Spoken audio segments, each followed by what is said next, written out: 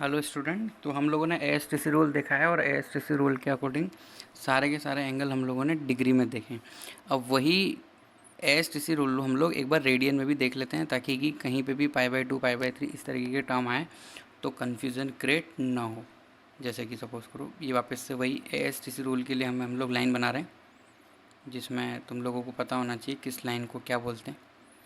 ये वाली लाइन तो हो जाती है changing line, not changing line. तो हमारी जो हॉरिजेंटल लाइन है इसको तो हम लोग क्या बोल देते हैं, नॉट चेंजिंग लाइन। सब कुछ वही रहेगा, first quadrant, A S T C, सब कुछ। एंगल भी यहाँ पे हम लोगों के जो हम लोगों ने पहले लिखे थे वो के वही हैं, बस एंगल को हम लोग किस में लिखना चाह रहे हैं, हम लोग रेडियन में, पाई के नोटेशन में। तो यहाँ पे हम लोग क्या लिखते हैं, 0 डिग्री। रेडियन में लिखेंगे तब भी वो क्या रहेगा, 0। इसी तरीके से यहाँ पे हम लोग क्या एंगल लिखते हैं, 90 डिग्री, 180 डिग्री, 270 डिग्री। अब अगर हम इसको रेडियन में लिखना चाहते हैं तो ये रेडियन में क्या हो जाएगा, 0। 90 को हम लोग क्या बोलते हैं रेडियन में, पाई/2। तो देखो यहाँ से यहाँ तक जो चेंज हुआ है वो 90 चेंज हुआ है, 90 चेंज हुआ है मतलब पाई/2 चेंज हुआ है। अब जैसे हम लोगों ने 90 ऐड करके 180 आए, वैसे पाई/2 में अगर हम पाई/2 ऐड करेंगे तो पाई/2 प्लस पाई/2 में ये कितना हो जाएगा, पाई। पाई के अंदर फिर पाई/2 ऐड कर दो तो ये कितना हो जाएगा, 3 पाई/2। 3 पाई/2 के अंदर अगर पाई/2 ऐड करेंगे तो ये हो जाएगा 2 पाई। अगेन पाई/2 ऐड करते जाएंगे। इस तरीके से हम लोग ये रोटेशन जो है हम लोग कंप्लीट करते जाएंगे। ये हम लोगों ने एक रोटेशन कंप्लीट कर लिया है 360 डिग्री तक, 2 पाई तक। इसी तरीके से हम इसमें आगे इस तरीके से ऐसे बढ़ते सकते हैं। तो जैसे जैसे आगे बढ़ेंगे तो वैसे वैसे नया एंगल आता जाएगा। तो 2 पाई में अगर पाई/2 ऐड करेंगे तो ये कितना हो जाएगा, 5 पाई/2। इसी तरीके से इसमें पाई/2 ऐड करेंगे तो ये कितना हो जाएगा, 3 पाई। 3 पाई में भी पाई/2 ऐड करोगे तो कितना हो जाएगा, 7 पाई/2। 7 पाई/2 में पाई/2 ऐड करोगे तो कितना हो जाएगा, 4 पाई। 4 पाई प्लस पाई/2, 9 पाई/2। 9 पाई/2 प्लस पाई/2 तो ये कितना हो जाएगा, 5 पाई। 5 पाई प्लस पाई/2, 11 पाई/2। 11 पाई/2 प्लस पाई/2 करेंगे तो कितना हो जाएगा, 6 पाई। 6 पाई प्लस पाई/2 करोगे तो कितना हो जाएगा, 13 पाई/2। अब ये जिस तरीके से हम लोग लिखते जा रहे हैं ऐसे हम इनफाइनाइट टाइम वैल्यू लिख सकते हैं। क्लियर। अब हम लोग कुछ एंगल्स हैं जिनकी कैलकुलेशन कर लेते हैं, जिससे कि रेडियन में जो है प्रॉब्लम ना आए। इससे पहले हम लोगों ने कुछ बातें देखी थी इंपॉर्टेंट, कि रेडियन और डिग्री के कुछ इंपॉर्टेंट नोटेशन हम लोगों ने देखे थे। जैसे कि 0 डिग्री है तो 0 डिग्री को तो हम क्या बोलेंगे, 0 रेडियन ही बोलेंगे। इसी तरीके से अगर 30 डिग्री है, क्या 30 डिग्री, तो 30 डिग्री इज इक्वल टू हम लोग क्या बोलते हैं, पाई/6 रेडियन। 45 डिग्री कहीं होता है तो हम इसको क्या बोलते हैं, पाई/4 रेडियन। सी लगा सकते हैं ऊपर, नहीं लगाएंगे तो रेडियन है। डिग्री के ऊपर डॉट लगा रहे हैं, अगर नहीं लगा रहे हैं तो उसको हम रेडियन मानेंगे, ताकि बार बार सी ना लिखना पड़े। इसी तरीके से 60 डिग्री को हम लोग क्या बोलते हैं, पाई/3 रेडियन। और यही अगर 90 डिग्री होता है तो इसको हम लोग क्या बोल देते हैं, पाई/2। तो ये हम लोगों को रिप्रेजेंटेशन जो है इसकी प्रैक्टिस करनी है। अब जैसे कि हम लोगों ने प्रैक्टिस करी है कुछ, यहाँ पे मैं बातें लिखता हूँ। जैसे कि सपोज़ करो किसी ने बोला तुमसे साइन 90 प्लस थीटा क्या होगा। तो साइन 90 प्लस थीटा मतलब सेकंड क्वाड्रेंट, और सेकंड क्वाड्रेंट में साइन क्या होता है, पॉजिटिव, और ये चेंजिंग लाइन है। तो यही इस तरीके से भी लिखा हुआ हो सकता था, साइन पाई/2 प्लस थीटा को। तो हम लोगों को जिस तरीके से हम लोग कंफर्टेबल है डिग्री वाली वैल्यू के साथ, उसी तरीके से हम लोगों को रेडियन वाली वैल्यू के साथ भी कंफर्टेबल होना है। तो साइन पाई/2 प्लस थीटा हम लोगों को पाई/2 को बिल्कुल 90 की तरह रीड करना है। पाई/2 चेंजिंग लाइन पर है, दिख रहा है यहाँ पे, ये चेंजिंग लाइन पर है और सेकंड क्वाड्रेंट है, इसलिए ये चेंज हो जाएगा और ये रहेगा प्लस। प्लस क्यों रहेगा, क्योंकि साइन सेकंड क्वाड्रेंट में क्या रहता है, पॉजिटिव। तो ये हो जाएगा कॉस थीटा। इसी तरीके से और भी रिप्रेजेंटेशन है, जैसे कि सपोज़ करो साइन पाई प्लस थीटा लिखा है, तो साइन पाई प्लस थीटा को इसी तरीके से हम लोगों को समझना है, जैसे साइन 180 प्लस थीटा लिखा हो, तो पाई यहाँ है, 180 भी यहीं है, तो प्लस थीटा मतलब थर्ड क्वाड्रेंट, और थर्ड क्वाड्रेंट में साइन क्या होता है, नेगेटिव। तो नेगेटिव तो होगा, पर पाई मतलब 180, 180 मतलब not changing line. Not changing line इसलिए ये क्या हो जाएगा, साइन थीटा। अब अगर ये रिप्रेजेंटेशन समझ में आ रहे हैं तो कुछ कुछ वैल्यूज़ हैं जो हम लोग कैलकुलेशन करनी चाहिए। जैसे एग्जाम्पल, हम लोग फाइंड करना चाहते हैं साइन 2π/3 की वैल्यू कैलकुलेट करना चाहते हैं, ठीक है। अब यही ऐसा भी लिखा हुआ हो सकता था, साइन 120 डिग्री कैलकुलेट करो। अब ये 120 डिग्री मैं डायरेक्ट कैसे बोल पा रहा हूँ, क्योंकि देखो ये 2π/3 जो है, इसको अगर मुझे डिग्री में चेंज करना है तो मैं इसको किससे मल्टीप्लाई करूँगा, 180/π से। तो पाई से पाई यहाँ कट रहा है और 3 से ये कितनी बार कट जाएगा, 60 टाइम, और 60 इंटू 2 कितना हो जाएगा, 120 डिग्री। तो 120 डिग्री अगर होता तो मैं इसको क्या लिखता, 90 + 30। उसी तरीके से हम यहाँ पे भी कुछ ब्रेक करेंगे, तो हम इसको लिख सकते हैं 90 + 30। इसका मतलब हम इसको लिख सकते हैं π/2 + 30, 30 का मतलब π/6। ऐसे हम इसको ब्रेक कर सकते हैं। अब ये क्या लिखा है, साइन 90 + थीटा। साइन 90 + थीटा अभी अभी हम लोगों ने देखा है, क्या लिख देते हैं हम इसको, प्लस कॉस थीटा। तो कॉस कितना हो जाएगा, ये π/6। कॉस π/6 का मतलब है कॉस पाई कॉस 30 डिग्री, और कॉस 30 डिग्री कितना होता है, √3/2। अच्छा, एक और तरीका जो बड़े एंगल के लिए ज़्यादा यूज़फुल रहेगा मेथड, जैसे यहाँ 3 है तो ऊपर 3 बनाने की कोशिश करें। कैसे, 2π को क्या लिख सकते हैं, 3π - π लिख सकते हैं 2π को, और डिवाइड में तो 3 चल ही रहा है, ठीक है। तो ये तो हो गया हमारा मेथड नंबर 1। अब हम लोग देख रहे हैं मेथड नंबर 2, जो ज़्यादा बड़े एंगल के लिए ज़्यादा सही रहेगा, कंफर्टेबल रहेगा। तो अब इसको सेपरेट कर दो, 3π/3 कितना हो जाएगा, साइन पाई माइनस π/3। अब साइन पाई माइनस π/3 का मतलब ये क्या लिखा हुआ है, ये लिखा हुआ है साइन 180 डिग्री माइनस थीटा। अब जैसे डिग्री में कंफर्टेबल है वैसे ही रेडियन में भी कंफर्टेबल होना है, इसी के लिए ये सेशन के अंदर हम ये बातें कर रहे हैं। तो साइन पाई माइनस थीटा मतलब sine pi minus something, pi minus something मतलब सेकंड क्वाड्रेंट, और साइन है तो पॉजिटिव तो रहेगा ही। नॉट चेंजिंग मतलब रहेगा ये साइन π/3। अब साइन π/3 का मतलब π/3 तो समझना ही है हमें कि 60 डिग्री होता है। तो साइन 60 कितना हो जाएगा, √3/2। अब जिस तरीके से हमने ये वैल्यू देखी, और भी हम लोग सॉल्व कर लेते हैं एग्जाम्पल। जैसे कि सपोज करो NCERT में कुछ कभी कभी कोई क्वेश्चन आ जाता है, जैसे कि किसी ने बोला फाइंड करो साइन 19π/3। इसकी हम लोगों को कैलकुलेशन करनी है, ये हम लोगों को निकालना है कि साइन 19π/3 कितना होगा। तरीका नंबर 1 कि ये रेडियन को किस में चेंज कर लो, डिग्री में, और जैसे हम पहले सॉल्व करते आए हैं वैसे सॉल्व कर लो। या फिर अगर इसको रेडियन में ही सॉल्व करना है तो इसको लिखने का तरीका देख लेते हैं हम लोग। तो 19 को मैं क्या लिख सकता हूँ, 19 को हम लोगों को 2 पार्ट में डिवाइड करना है। ऐसे पार्ट में जिसका एक पार्ट 3 से डिविजिबल हो, तो हम इसको लिख सकते हैं 18π + π डिवाइड बाई क्या लिख सकते हैं हम, 3। क्लियर, एक रिप्रेजेंटेशन ये हो सकता है। और भी देखें हम लोग क्या हो सकता है। अब इसको हम लोग क्या लिखेंगे, साइन, अब 3 जो है अलग अलग कर लेते हैं, पूरी स्टेप लिखता हूँ मैं, 18π/3 + π/3। बस हम लोगों को एक्यूट एंगल में इसको ब्रेक कर देना है, जैसे हम लोगों ने π/3 में किया। तो ये क्या हो गया, साइन 6π + π/3। अब देखो ये 6π कौन सी लाइन पर है, इसको देखने के लिए अभी तो हम लोग देख लेते हैं यहाँ पे जो हम लोगों ने बनाया है, बट ये हम लोगों को टिप्स पे होना चाहिए कि 6π कहाँ होगा। तो 6π 2nπ जहाँ होता है वहीं होगा। क्लियर, तो ये यहाँ पे होगा जहाँ पे 0 होता है, जहाँ पे 360 डिग्री होता है। तो अगर 3 6π प्लस कुछ कुछ लिखा है, इसका मतलब कौन से क्वाड्रेंट में एंगल हो रहा है, ये पूरा का पूरा फर्स्ट क्वाड्रेंट में, और फर्स्ट क्वाड्रेंट में सब पॉजिटिव होता है। और 6π कहाँ पर है, जहाँ 2π है, मतलब नॉट चेंजिंग लाइन। तो साइन का साइन रहेगा और फर्स्ट क्वाड्रेंट की वजह से वैल्यू क्या रहेगी, पॉजिटिव। तो यहाँ आंसर हो जाएगा हमारा साइन π/3। और साइन π/3 का मतलब होता है साइन 60 डिग्री, और साइन 60 डिग्री का मतलब होता है √3/2। ये कैलकुलेशन हो सकती है। अच्छा, ये तो हो गया मेथड नंबर 1।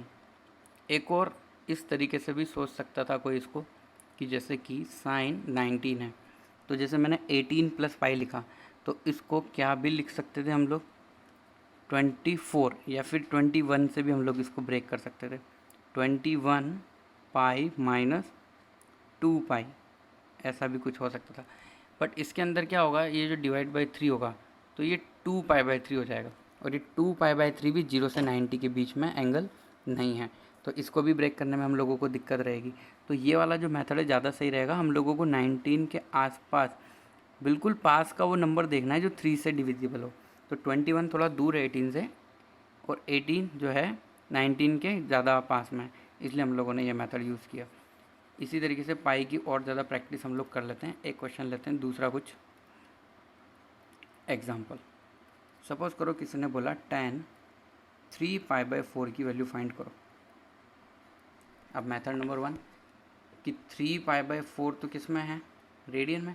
अब इसको डिग्री में चेंज करना है तो किससे मल्टीप्लाई करेंगे, 180/π से। तो देखो पाई से पाई कट रहा है और 184 से अगर मैं इसको कट कर दूंगा तो ये कितना हो जाएगा यहाँ पे 45 इंटू 3 कितना हो जाएगा 135। तो मेथड नंबर 1 तो ये हो गया कि हम इसको क्या लिख सकते हैं tan 135, और tan 135 को हम क्या लिख सकते हैं tan 180 - 45 भी लिख सकते हैं और 90 + 45 भी लिख सकते हैं। तो 180 - 45 कर लेते हैं। अब 135 कौन से क्वाड्रेंट में, सेकेंड क्वाड्रेंट में, tan वहाँ नेगेटिव होता है तो माइनस तो पहले आएगा। अब 180 यूज़ किया इसलिए नॉट चेंजिंग मतलब tan ही रहेगा, tan 45। तो ये -tan 45 कितना होता है 1, तो आंसर हो गया -1। ओके, तो ये हो गया डिग्री में चेंज करके। अब इसको डिग्री में चेंज करे बिना रेडियन में ही सॉल्व करना है तो कैसे करते हैं, जो tan 3π/4 है तो 3π को हम क्या लिख सकते हैं 4π - π, और डिवाइड में क्या चल रहा है 4।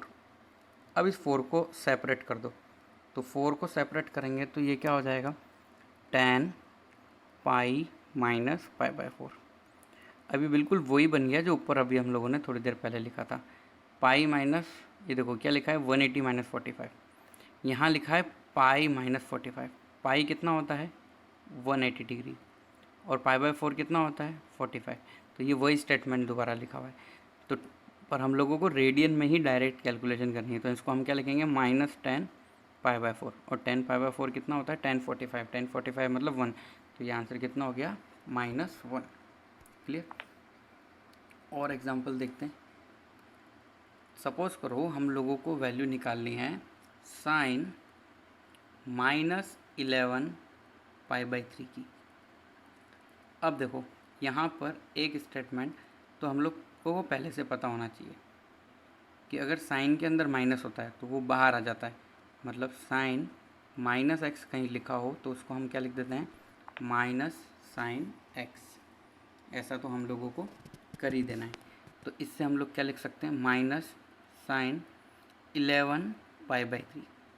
अब 11 का आसपास ऐसा नंबर ढूंढो जो 3 का मल्टीपल हो, 12। तो हम इसको क्या लिख सकते हैं, माइनस बाहर रहेगा, ऐसा कैसे ही 11 को लिखा जा सकता है 12π - π डिवाइड बाई 3। अब 3 को जो है डिवाइड कर दो दोनों में सेपरेट करके, तो ये कितना हो जाएगा -sin 4π - π/3। अब 4π कहाँ होता है, जहाँ 2π होता है वहीं 4π होता है। अब माइनस कर रहे हैं तो मतलब फोर्थ क्वाड्रेंट में जा रहे हैं। अब ये माइनस तो है ही सही हमारे पास पहले से ही। अब फोर्थ क्वाड्रेंट में है तो एक और माइनस आएगा, तो ये माइनस कौन सा है फोर्थ क्वाड्रेंट वाला। और 4π नॉट चेंजिंग लाइन पे तो साइन रहेगा। साइन कितना हो जाएगा sin π/3। sin π/3 का मतलब होता है sin 60 डिग्री। sin 60 होता है √3/2। तो माइनस माइनस प्लस, और ये कितना हो गया sin π/3, जिसकी वैल्यू हो जाएगी √3/2। तो ये हम लोगों ने प्रैक्टिस करी रेडियन के अंदर। किसके अंदर, रेडियन के अंदर। एक और एग्जांपल देख लेते हैं।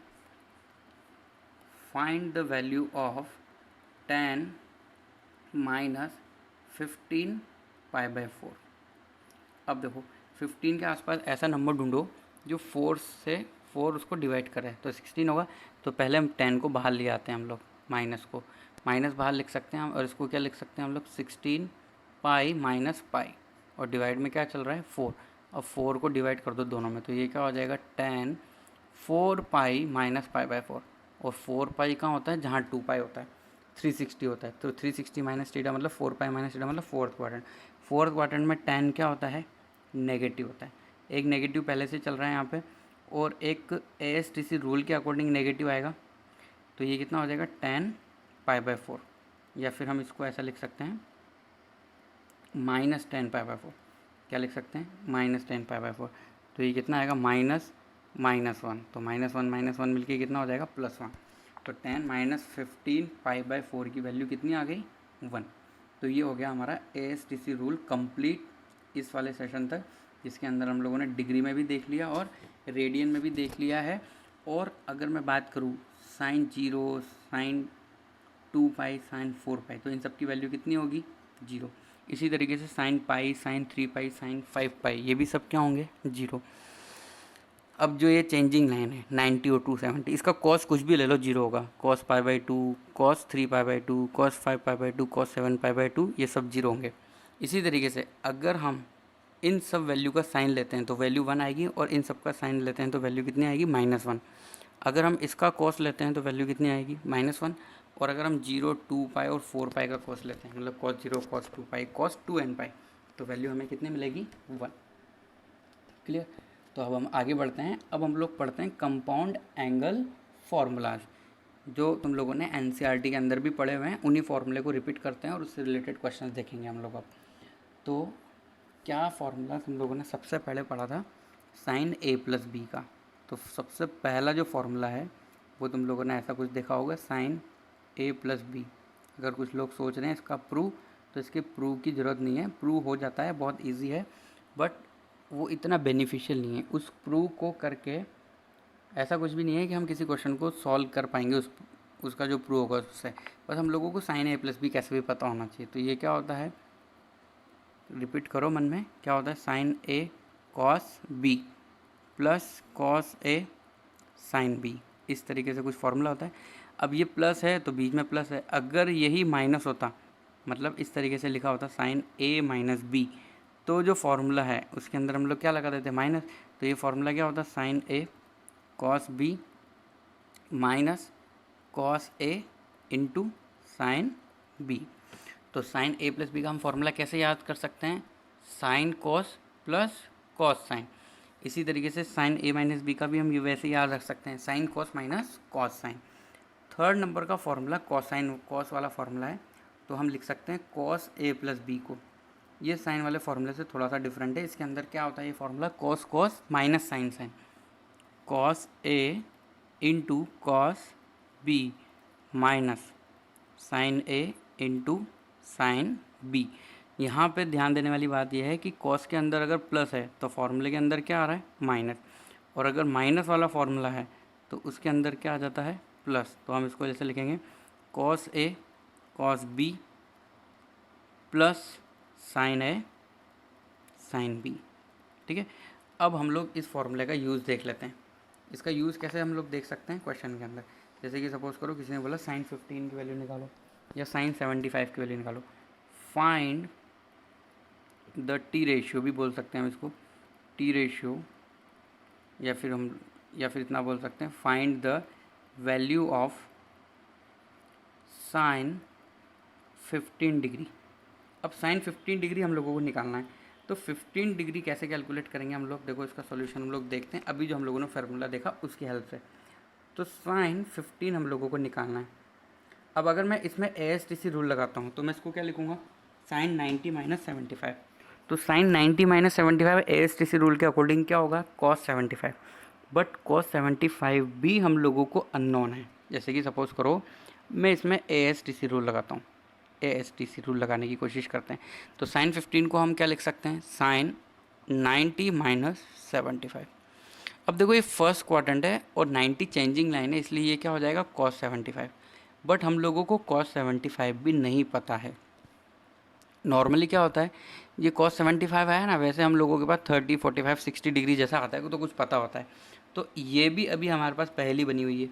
तो एक बात तो फिक्स है, या तो साइन 15 कैलकुलेट कर लो या कॉस 75 कैलकुलेट कर लो, दोनों क्या होंगे सेम। तो हम साइन 15 पे काम करते हैं। तो साइन 15 को हम a प्लस बी या फिर a माइनस बी में a और p ऐसे एंगल लिख सकते हैं जो हमें पता है। जैसे कि साइन 15 को मैं लिख सकता हूँ साइन 45 माइनस 30 डिग्री। अगर मैं ऐसा लिख देता हूँ तो किसी को कोई तकलीफ़ नहीं होनी चाहिए, क्योंकि 45 माइनस 30 क्या होता है 15। अब यहाँ पे हम लोग फार्मूला नंबर 2 अप्लाई कर सकते हैं। क्या होता है, sine a minus b is equal to sine a cos b minus cos a sine b। अगर हम ये फार्मूला अप्लाई करते हैं इसके अंदर तो हम इसको क्या लिख सकते हैं, साइन 45 इंटू कॉस 30, a यहाँ पे क्या है 45, b यहाँ पे क्या है 30 डिग्री, और माइनस है तो प्लस, बीच में भी माइनस रहेगा, sine cos minus cos sine, तो कॉस 45 साइन 30। अब ये चारों की चारों वैल्यू अननोन नहीं है, नॉन है, ये जानते हो तुम लोग। तो साइन 45 कितना होता है 1/√2 और कॉस 60 की वैल्यू कितनी होती है √3/2 माइनस कॉस 45 कितना होता है 1/√2 और साइन 30 होता है 1/2। अब इसको अगर हम एलसीएम लेके सॉल्व करेंगे तो ये कितना आ जाएगा √3 माइनस 1/2√2। तो ये हमने किसकी वैल्यू कैलकुलेट की है साइन 15 डिग्री की। और फर्स्ट स्टेप के अंदर हम लोगों ने देखा था कि यही वैल्यू कॉस 75 की भी है। तो साइन 15 कॉस 75 सेम है और ये वैल्यू कहीं ना कहीं यूज़ होती है, इसलिए हम लोगों को याद रखनी चाहिए। ओके, तो ये हम लोगों ने किसकी कैलकुलेशन कर ली साइन 15 की। अब साइन 15 अगर हम कैलकुलेट कर चुके हैं तो हम कॉस 15 भी कैलकुलेट कर सकते हैं। तो कॉस 15 कैलकुलेट करना चाहते हैं अभी हम लोग। तो कॉस 15 किसके बराबर होगा अगर हम इसको साइन में चेंज करेंगे तो साइन 75 के। अब साइन 75 डिग्री निकालो या कॉस 15 निकालो, बात एक ही है। तो हम कॉस 15 को निकालना चाहते हैं, तो 15 को जैसे अभी हम लोगों ने ऊपर लिखा वैसे ही लिख सकते हैं। अगर 15 की वैल्यू नहीं निकालना चाहते तो साइन 75 की निकाल लो, दोनों की सेम वैल्यू आएगी। तो कॉस 15 इज इक्वल टू हम क्या लिख सकते हैं कॉस 45 माइनस क्या लिखा जा सकता है 30। अब कॉस ए माइनस बी का फॉर्मूला जो है वो 4 नंबर वाला फॉर्मूला है। कॉस ए माइनस बी क्या होता है cos cos plus sine sine. Cos cos plus sine sine में इसलिए बोल रहा हूँ क्योंकि ए बी तो सीक्वेंस है ही सही। तो हम इसको क्या लिख सकते हैं cos A cos B plus sign A sine B. अब यहाँ पे इन सब एंगल की वैल्यू लिख दो, तो ये कितना हो जाएगा 1/√2 इंटू कॉस 30। कॉस 30 जो है वो कितना होता है √3/2 प्लस साइन 45 ये कितना होता है 1/√2 और 1/2। तो ये वैल्यू कितनी हो जाएगी √3 प्लस 1/2√2। तो ये वैल्यू हो जाएगी कॉस 15 डिग्री की। कॉस 15 डिग्री जो होगा वही कितना होगा साइन 75। अब जिस तरीके से हम लोग फॉर्मूला देख चुके हैं ये चारों, तो अगर हम इक्वेशन 1 और 3 का डिवाइड करेंगे तो हमें मिलेगा sign A plus B upon cos A plus B मतलब tan a प्लस बी। तो इनका डिवाइड करके हम tan का फॉर्मूला जनरेट कर सकते हैं, जो तुम्हें आज के सेशन को देखने के बाद घर पर ट्राई करना है। इसी तरीके से tan a माइनस बी का फॉर्मूला डिवाइड कर बना सकते हैं हम लोग अगर हम 2 और 4 को डिवाइड कर देंगे तो ये बातें हैं जो तुम्हें ट्राई करनी चाहिए घर पे।